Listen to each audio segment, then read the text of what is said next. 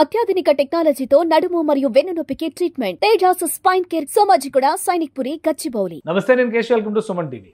Donald Trump మరోసారి సుంకాల శంఖారావం మోగించారు. భారత ఫార్మా రంగం పైన తీవ్ర ప్రభావం ఉంటుంది. 100% ట్యాక్సెస్ వేయడం వలన ఎలాంటి నష్టం జరిగే అవకాశం ఉంది. ఈ అంశాన్ని విశ్లేషించే ప్రయత్నం చేద్దాం. మనతో పాటు సురేష్ కొచ్చాటిల్ గారు, అనలిస్ట్, బిజినెస్ అనలిస్ట్ మనతో పాటు ఉన్నారు. ఆయనతో మాట్లాడదాం. సురేష్ కొచ్చాటిల్ గారు, నమస్తే. నమస్తే అండి. సార్, ఈ 100% సుంకం అనగానే ఆల్రెడీ ఇప్పుడు పెరిగినటువంటి సుంకాలతోనే టెన్షన్ పడుతున్నారు. ఫార్మా రంగం కూడా ఎగుమతుల విషయంలో చాలా ఎఫెక్ట్ అవుద్ది అనే ప్రచారం జరుగుతుంది. ఎంత నిజం ఉంది ఇందులో? ఏం నిజం లేదండి. అది మన దగ్గర ఉన్న ప్రాబ్లం ఇది. మన మీడియాకి, ఇంక్లూడింగ్ తెలుగు మీడియా, అసలు ఏంటి టారిఫ్ ఎవరి మీద వేశారు అని డీటెయిల్ తెలియకుండానే ఒట్టే పుకార్లు ఇప్పారు. వాళ్ళ తప్పు కూడా కాదండి. నిన్న బాంబే స్టాక్ ఎక్స్చేంజ్ ఇవాళ పొద్దున ఫార్మా స్టాక్స్ టగడగాని పడిపోయినాయి. అవును. కానీ తర్వాత అందరికి తెలిసింది ఇది మనతో సంబంధమే లేదు అని తెలిసిన అప్పుడు దాకా చాలా లేట్ అయిపోయింది. మళ్ళీ సాయంత్రం ఇవాళ స్టాక్ మార్కెట్లో చూడాల్సింది. ఎందుకంటే నేను ఇండియాలో లేదు, నేను దుబాయ్లో ఉన్నాను ఇవాళ. సో స్టాక్ మార్కెట్ సిచ్యువేషన్ చూడలేదు నేను. సో ఇక్కడ జరుగుతున్నది బేసిక్లీ ట్రంప్ ఏం చేస్తున్నారంటే, ఈ పెద్ద పెద్ద ఫార్మా కంపెనీస్ ఈయన ఎలక్షన్ క్యాంపెయిన్ కి డబ్బులు ఇస్తుండే. ఇప్పుడు కాదు, అన్ని అమెరికన్ ప్రెసిడెంట్స్ కి అక్కడ ఎలక్షన్ క్యాంపెయిన్ డబ్బులు పెద్ద పెద్ద ఫార్మా కంపెనీస్ దగ్గర నుంచి వస్తుంది. అది కాకుండా మీకు తెలుసు, చాలా మటుకు ఐటీ కంపెనీ వాళ్ళు కూడా ఫండింగ్ చేస్తారు. ఎలాన్ మస్క్ లాంటి వాళ్ళు చేశారు. అది కాకుండా మెటా నుంచి కానివ్వండి, గూగుల్ నుంచి కానివ్వండి, మైక్రోసాఫ్ట్ నుంచి కూడా డొనేషన్స్ చాలా మటుకు వస్తుంది. అది లీగల్ డొనేషన్స్. వాళ్ళ ప్రాబ్లం లేదు, వాళ్ళు ఇస్తారు. ఎందుకంటే వాళ్ళ బిజినెస్ చూసుకోవాలి కదా. రేపు ఆయన డిసిషన్ తీసుకున్నప్పుడు మా వైపు కూడా కొంచెం చూడాలని చెప్పి చేస్తారన్నమాట. కానీ ఇప్పుడు జరిగిన దానికి మనం ఏం చేస్తున్నాం అంటే, ఈ పర్టికులర్ ఫార్మా రెగ్యులేషన్ ఎందుకు తీసుకొచ్చారు? ఇది పేటెంటెడ్ అండ్ బ్రాండెడ్ డ్రగ్స్. మన భారతదేశంలో డాక్టర్ రెడ్డీస్ కానీ మిగతా కంపెనీలు కానీ తయారు చేసే డ్రగ్స్, మీరు లారస్ తీసుకోండి, బయోకాన్ తీసుకోండి, జైడస్, మన హైదరాబాద్ ఉన్న డివీస్, వీళ్ళందరూ, Granules India, Natco pharma, Sun Lupin, అంటే చాలా మటుకు హైదరాబాద్ కంపెనీలు ఉంటాయి. ఎందుకంటే హైదరాబాదే కదా ఇండియాది ఫార్మా క్యాపిటల్ అంటారు. సో ఇది ప్రాబ్లం ఏం లేదు. ఎందుకంటే దీనికి వీళ్ళందరూ most of them are export చేస్తున్నది జెనరిక్ డ్రగ్స్.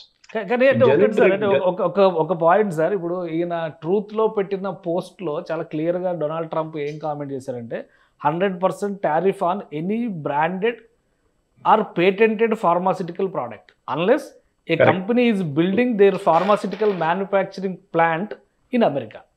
అమెరికాలో వాళ్ళ మ్యానుఫ్యాక్చరింగ్ ప్లాంట్ ఉంటేనే ఈ 100% అనే దాన్ని ఎస్కేప్ అవ్వగలరు అనే సెన్స్ లో పెట్టారు. అంటే ఈ అన్నిటికీ బ్రాండెడ్, పేటెంటెడ్ ఈ రెండింటిని అనగానే మన వాళ్ళు ఎక్కువ షివర్ అయిపోయారు. సో అందులో ఏంటి క్లారిటీ? అది జెనరిక్ బ్రాండెడ్ కాదండి, goes to the generic drugs. Most కదా అన్ని జెనరిక్ డ్రగ్స్ ఏం చేస్తారంటే ఆఫ్ పేటెంట్ వెళ్ళిపోయిన. ఎందుకంటే పేటెంట్ కి ఒక టైం ఉంటుంది, ఇన్ని సంవత్సరాలు అని చెప్పి ఒక టైం ఉంటుంది అన్నమాట పేటెంటెడ్ డ్రగ్స్ కి. ఆ పేటెంటెడ్ డ్రగ్స్ ఎక్స్పైర్ అయినప్పుడే ప్రాబ్లం స్టార్ట్ అవుతుంది అనమాట. అప్పుడు ఏం చేస్తారు, అక్కడ ఉన్న కంపెనీలు, పర్టికులర్లీ మన భారతదేశంలో కంపెనీలు ఏం చేస్తారు, దాన్ని ఎక్స్ప్లాయిట్ చేస్తారు.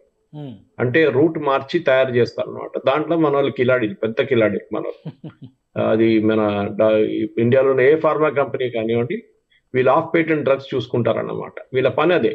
సో ఆఫ్ పేటెంట్ అనేది మనకు టెన్షన్ లేదు, బికాస్ ఆఫ్ పేటెంట్ జరిగినప్పుడు మనం జనరిక్ తయారు చేస్తాం. మీకు గుర్తుంటుంది, ప్రధాన మంత్రి మన ఒక ప్రోగ్రామ్ ఉంది, మెడిసిన్, జనరిక్ మెడిసిన్. ఆ దాంట్లో మీరు ఆ ఫార్మా షాప్కి వెళ్తే, అది జన ఔషధి కేంద్రాకి వెళ్తే మీకు మార్కెట్లో దొరికే అదే బ్రాండెడ్ ప్రోడక్ట్ మీకు 80% తక్కువ రేట్లో మీకు ఇక్కడ దొరుకుతుంది.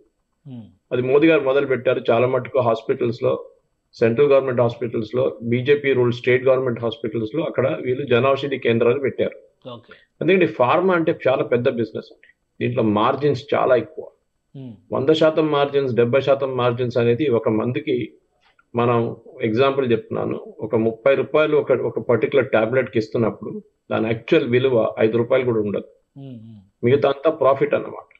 ఎందుకంటే అన్ని డ్రగ్స్ కి ఒక షెల్ఫ్ లైఫ్ ఉంటుంది. వాళ్ళ పేటెంట్ కి 5 సంవత్సరాలు, 10 సంవత్సరాలు, 15 సంవత్సరాలు పేటెంట్ ఉంటుంది. ఆ పేటెంట్ కాగానే ఆ డ్రగ్ ఆఫ్ పేటెంట్ అయిపోతుంది. అంటే ఎవరైనా తయారు చేసుకోవచ్చు, కానీ దాని ప్రొసీజర్ మార్చాల్సి వస్తుంది. ఎట్లా తయారు చేస్తారనేది ప్రొసీజర్ మార్చాల్సి వస్తుంది అనమాట. సో దాన్ని చేసి జెనరిక్ పేరు పెట్టేసి అమ్ముతారు. బ్రాండెడ్ ఉండదు, దానికి బ్రాండింగ్ ఏం చేయరు వాళ్ళు. ఇప్పుడు మన దగ్గర ముందు క్రోసిన్ అని ఒక మెడిసిన్ ఉంటుంది పారాసిటమాల్ లో. ఇప్పుడు మార్కెట్లో లేదు అది క్రోసిన్. కానీ కోవిడ్ టైంలో మనకు ఒక కొత్త పారాసిటమాల్ డ్రగ్ కనిపించింది, డోలో. Same drug. ఇప్పుడు హైపర్ టెన్షన్ డ్రగ్స్ ఉంటుంది, అది మనం చూస్తున్న హైపర్ టెన్షన్ డ్రగ్ అంటే బీపీ, దానికి షుగర్ మెడిసిన్స్ ఉంటుంది, దానికి ఉన్న మెడిసిన్స్ అంతా off patent, patented drugs separate ఉంటుంది అన్నమాట. సో టెల్మిస్ట్రాన్ అని చెప్పి ఇది మన ఫర్ ఎగ్జాంపుల్ బీపీ దాంట్లో యూజ్ చేస్తారు. అది చాలా మటుకు even sugar, high sugar level ఉన్న వాళ్ళు కొంతమంది దాన్ని కూడా వాడతారు, టెల్మిస్ట్రాన్. అది కాకుండా ఈ చెప్పినట్టు చాలా మటుకి ఇండియన్ డ్రగ్స్ కూడా మీరు చూడండి అన్ని జనరిక్ లా వస్తుంది అన్నమాట. సో ఆఫ్ పేటెంట్ డ్రగ్, ఇదే డ్రగ్ మీరు యుఎస్ లో కొంటే మీకు ఒక 100% నుంచి 200% ఎక్కువ అయ్యాల్సి వస్తుంది. సో ట్రంప్ చేసిన మూవ్ ఎందుకంటే ఆయన ఏమంటున్నాడు, మీరు యుఎస్ లో ఫ్యాక్టరీ పెట్టండి అంటున్నారు, వీళ్ళు పెట్టరు. ఇది యూరోప్ లో, ఇండియాలో, లోకంలో అన్నిటికంటే పెద్ద కంపెనీలు అన్ని ఉన్నది యూరోప్. అది ఫైజర్ కానివ్వండి, ఫైజర్ కొన్ని యుఎస్ యూనిట్స్ ఉందనుకోండి, రోష్ కానివ్వండి, స్మిత్ క్లైన్ అండ్ బీచమ్, గ్లాక్సో వాళ్ళ కంపెనీ, ఇట్లా చాలా కంపెనీలు దే ఆర్ యాక్చువల్లీ వాళ్ళ లొకేషన్స్ యూరోప్ లో ఉందన్నమాట. వాళ్ళు ఖర్చు చాలా పెడతారు, డౌట్ లేదు దాంట్లో. R&D చేయడానికి, మాలిక్యూల్స్ టెస్ట్ చేయడానికి చాలా మంది ఖర్చు పెడతారు. వాళ్ళు ఒక 10 మాలిక్యూల్స్ వాళ్ళు టెస్టింగ్ కి పెడితే దాంట్లో ఒక మాలిక్యూల్ మార్కెట్కి వస్తుంది అనమాట, క్లినికల్ ట్రయల్స్ అంతా పాస్ అయిన తర్వాత. సో ఫెయిలియర్ రేట్ చాలా ఎక్కువ. సో వాళ్ళేమంటారు, మేము ఇంత ఖర్చు చేస్తున్నాం కదా, దానికోసం మేము we're taking profit from that అని చెప్తారు. కానీ ట్రంప్ ప్రాఫిటబిలిటీ గురించి మాట్లాడలేదు ఇక్కడ. ట్రంప్కి ఏం కావాలంటే, ఈ ప్రోడక్ట్స్ మీరు ఇక్కడ తయారు చేయండి, యుఎస్ లో గ్రౌండ్ బ్రేకింగ్ చేస్తే చాలు. అంటే మీరు ఒక గడపర తీసుకొచ్చి మట్టి మీద కొట్టి ఒక ఫౌండేషన్ స్టోన్ వేస్తే మీ మీద 100% ఉండదు, చాలు. అది ఫ్యాక్టరీ వస్తుందా లేదా అది ఇంకో మాట. సో కానీ ఇండియా కంటే కూడా Europe is very near to America. కాబట్టి ఇప్పుడు అమెరికాలో, యూరోప్లో ఉన్న కంపెనీలు అమెరికాలో భూమి పూజ చేస్తే వాళ్ళ డ్రగ్స్ కొనడానికి ఎక్కువ స్కోప్ ఉంటుంది కదా, మరి ఇండియన్ కంపెనీలకు నష్టం జరగదంటారా? లేదు, అది చాలా క్లియర్గా ఎక్స్ప్లెయిన్ చేశారు, ఇది జరగదు. ఎందుకంటే ఈ particular one is only for patented and branded. చాలా క్లియర్గా చెప్పేది. ఇంత క్లారిటీ ఇచ్చిన తర్వాత మళ్ళీ ఇంకే క్లారిటీ ఇస్తారో అని అర్థం కావట్లేదు. ఎందుకంటే ఈ టారిఫ్ ఫార్మస్యూటికల్ ప్రొడక్ట్స్ అగ్రి కాదు, దానికి ఏం ప్రాబ్లం లేదని చెప్పిన తర్వాత కూడా మన వాళ్ళు రియాక్ట్ అయ్యారంటే దాని డెఫినెట్లీ దానికి ఒక ప్రాబ్లం ఉంది. ఎందుకు రియాక్ట్ అవుతున్నారు అట్లా అని చెప్పేసి. మిస్కమ్యూనికేషన్ కాదు, ఈ మన జర్నలిస్టిక్ ప్రాబ్లం ఏంటంటే, ఇప్పుడు నేను ఈ ఫీల్డ్ లో 38 సంవత్సరాలు, 39 సంవత్సరాల నుంచి ఉన్నాను. రిసర్చ్ చేయరు మన ఎవరు, ఎస్పెషలీ వర్నాక్యులర్ ఛానల్స్ అంటే లాంగ్వేజ్ ఛానల్స్ రీసెర్చ్ చేయరు. బ్రేకింగ్ న్యూస్ కల్చర్ లో వచ్చేసి టకా అని కొట్టేస్తారు న్యూస్, టీఆర్పీ రావడానికి. తర్వాత అర్థమైందరే బాబు నేను చెప్పిందంతా తప్పురా అంటే అట్లీస్ట్ సారీ కూడా చెప్పరు.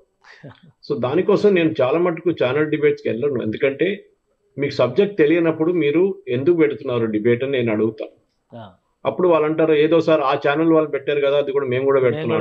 అది కాదు కదా, that is not the right thing. So ఇప్పుడైతే అమెరికా డెసిషన్ వలన ఇండియన్ కంపెనీస్ కానీ ఇండియన్స్ కానీ వరి అవ్వాల్సిన అవసరం లేదు. ఎందుకంటే మీరు ఇది ఇక్కడ H1B ప్రాబ్లం లేదు, ఇక్కడ ఓన్లీ మ్యానుఫ్యాక్చరింగ్ ప్రాబ్లం ఉంది. ట్రంప్ ఏమంటారు, ఇది ట్రంప్ కాదు చేపించేది అంత, ట్రంప్ దగ్గర ఒక టీం ఉన్నారు. సో ఆ టీం వాళ్ళకి ప్రపోజల్ ఇస్తారు, ట్రంప్ సార్ ఇది చేయండి సార్, మీరు ఒక సంతకం పెట్టేస్తే వీళ్ళందరూ పరిగెత్తుకుంటా యూఎస్కి వస్తారని చెప్పి ఆయన పంపి చెట్టు మీదకి ఇచ్చేస్తారు. ఆయన సంతకం పెట్టిన తర్వాత తెచ్చిపోతుంది. ఇదే డ్రగ్ ఇప్పుడు యూఎస్ లో కొనాలంటే ఒక ముందు $10 ఇవ్వాల్సిన మనుషులు ఇప్పుడు $20 ఇవ్వాల్సి. ఎవరికి లాస్ అండి? అది అమెరికన్, అక్కడ ఉన్న పేషెంట్స్ కి లాస్ అది అనమాట. పేషెంట్స్ ఎక్కువ డబ్బులు కట్టాల్సి వస్తుంది. సో ఈ జరిగింది ఇప్పుడు అంతా ఈ డ్రామా అక్కడ నడుస్తుంది. మరి చూస్తున్నారు, ట్రంప్ ఎలక్షన్ క్యాంపెయిన్ ఏం చెప్పారు, we're making America great again అన్నారు బాగా. దాంట్లో నేను మ్యానుఫ్యాక్చరింగ్ ని యుఎస్ కి తీసుకొస్తాను. స్పెసిఫిక్లీ ఏ మ్యానుఫ్యాక్చరింగ్? కార్ మ్యానుఫ్యాక్చరింగ్ రాలేదు. అది మెక్సికోలో ఉండిపోయింది, చైనాలో ఉండిపోయింది, కెనడాలో ఉండిపోయింది, ఎక్కడ ఏం కాలేదు. So Trump campaign completely fail అయిపోతుంది. ఆయన ఏ టారిఫ్ పెట్టినా కానీ, టారిఫ్ ఎవరు కడుతున్నారు? భారతదేశం మీద 100% టారిఫ్ పెడితే మనప్పుడు 50% ఉంది మన మీద. ఓకే, గార్మెంట్స్ మీద 62% ఉంది. ఎవరు కడతారు? కొనాల్సినోడు యుఎస్ లో వాళ్ళు కట్టాలి బిల్లులో, మన కంపెనీ కాదు. మన కంపెనీ ఇప్పుడు కూడా అదే పాత టారిఫ్ మీద పంపిస్తారు, కానీ అక్కడ కస్టమ్స్ పాయింట్ లో వీళ్ళు డ్యూటీలు ఎక్కువ చేస్తారు.